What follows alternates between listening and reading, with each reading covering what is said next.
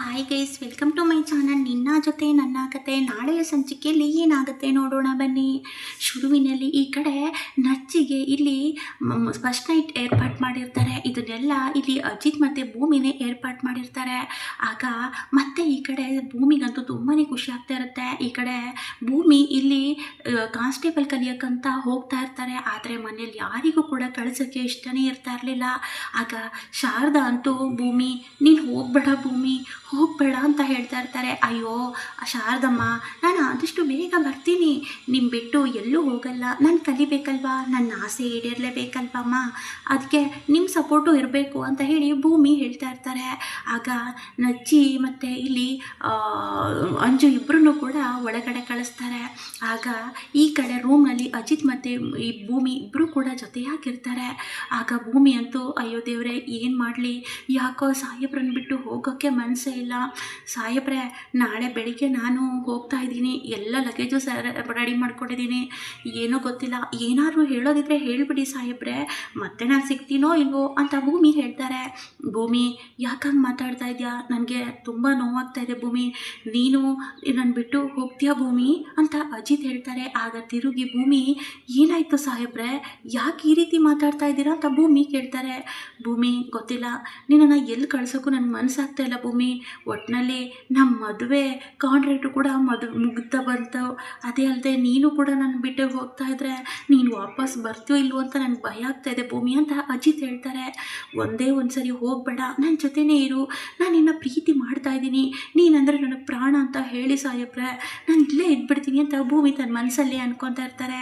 ಆಗ ಅಜಿತ್ ಅವರು ಭೂಮಿ ಅದು ನೀನು ಹೋಗಲೇಬೇಕಾ ಭೂಮಿ ಅಂತ ಹೇಳ್ತಾರೆ. ಏನು ಸಾಹೇಬ್ರೆ, ಇಷ್ಟೋ ತನಕ ನೀವೇ ಎಲ್ಲರಿಗೂ ಹೇಳಿಬಿಟ್ಟು ಈಗ ಹೋಗಬೇಕಾ ಅಂತ ಕೇಳ್ತಾ ಇದ್ದೀರಲ್ಲ, ಹೋಗಬೇಕಲ್ವ ಸಾಹೇಬ್ರೆ, ನನ್ನ ಕನಸು ಈಡೇರಬೇಕಲ್ವ, ನೀವೇ ಅಲ್ವ ಇಷ್ಟೆಲ್ಲ ನನಗೆ ಪ್ರೋತ್ಸಾಹ ಕೊಟ್ಟಿದ್ದು ಅಂತ ಭೂಮಿ ಹೇಳ್ತಾ ಇರ್ತಾರೆ.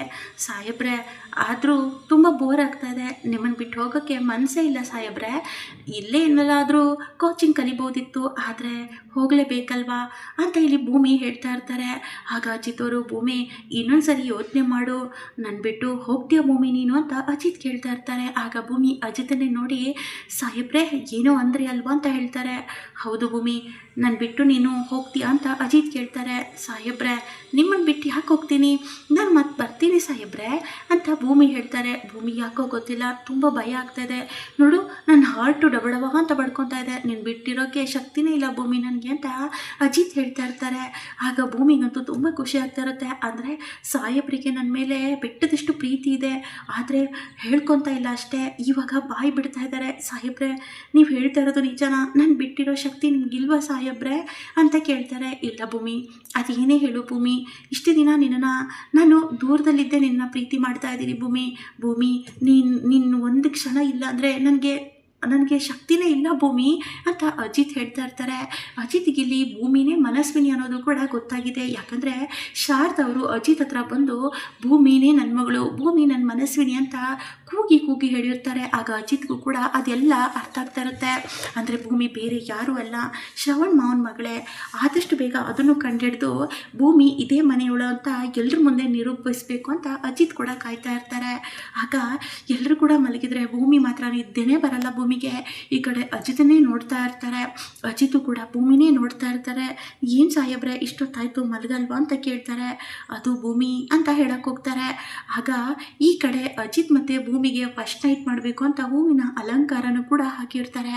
ಆಗ ಅಜಿತ್ ಬಂದುಬಿಟ್ಟು ಭೂಮಿ ಹತ್ರನೇ ಬರ್ತಾರೆ. ಭೂಮಿ, ನನ್ನ ಬಿಟ್ಟು ನೀನು ಎಲ್ಲೂ ಹೋಗಲ್ಲಲ್ವಾ ಭೂಮಿ ಅಂತ ಅಜಿತ್ ಹೇಳ್ತಾ ಇರ್ತಾರೆ.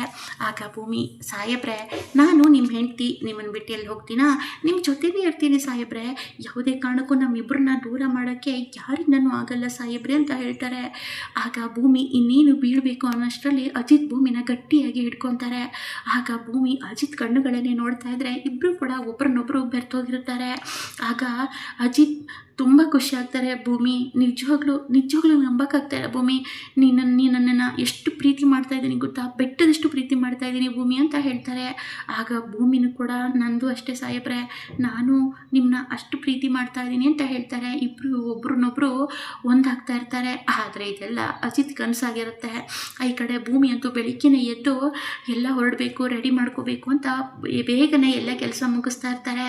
ಆಗ ಮನೆಯವರೆಲ್ಲರೂ ಕೂಡ ಅಯ್ಯೋ ಭೂಮಿ, ನೀನು ಹೋಗ್ತಾ ಇರೋದು ನಮ್ಗೆ ಯಾರಿಗೂ ಇಷ್ಟ ಇಲ್ಲ ಭೂಮಿ ಅಂತ ಸಂಗೀತ ಕೂಡ ಹೇಳ್ತಾರೆ. ಯಾಕೆ ಸಂಗೀತಮ್ಮ, ನೀವು ಕೂಡ ಹೀಗೆ ಮಾತಾಡ್ತಾ ಇದ್ರಲ್ಲ, ನಿಮಗೆ ಗೊತ್ತಲ್ಮ ನನ್ನ ಆಸೆ ಏನು ಅಂತ ಭೂಮಿ ಹೇಳ್ತಾ ಇರ್ತಾರೆ. ಗೊತ್ತು ಭೂಮಿ, ಆದರೂ ಅಂತ ಸಂಗೀತ ಹೇಳ್ತಾರೆ.